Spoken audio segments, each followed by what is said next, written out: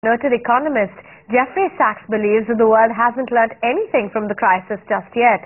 In an exclusive chat with ET Now's Supriya Srinath at Davos, Sachs said that the rally in global markets is not fueled by any positive change in the fundamentals. Let's hear him out.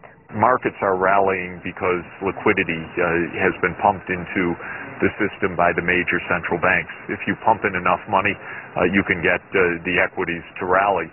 But what we didn't learn were the systemic lessons of regulation, of honesty, transparency, the corruption between the financial sector and the political sector. There was very little real lesson learned. I have two quick last questions. The first really has to do with the fact that the world is seeing anemic growth.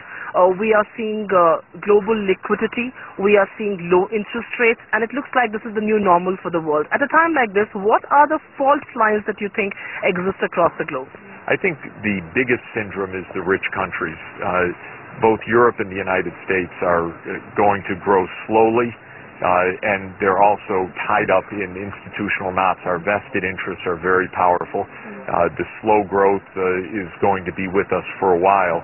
And India, China, Africa, again, really need not to look at those traditional markets, but to look to each other and say, we're making the 21st century now. We're more than half, the world population.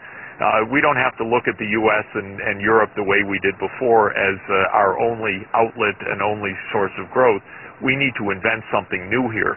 But I think for such huge countries as India and China, it's going to have to invent something new that's compatible with all the environmental threats as well. So it's a very big task. A quick last question. Across the world, if you see from continents, US, Europe, Asia, India specifically, we're actually seeing politics take center stage. Politics is what is calling shots even as economic decision-making is concerned.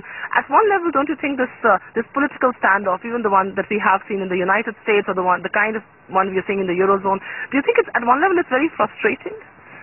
Of course it's frustrating because the world should not run for the purpose of the re-election of the politicians.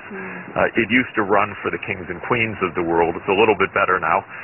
But still, we shouldn't run for the courtesy of the politicians that, well, they face an election, so nothing's going to happen for the next 2 years. We don't have the luxury to wait for that. So I think this is a very big challenge. Politics are short-term and local. Our problems are long-term and global.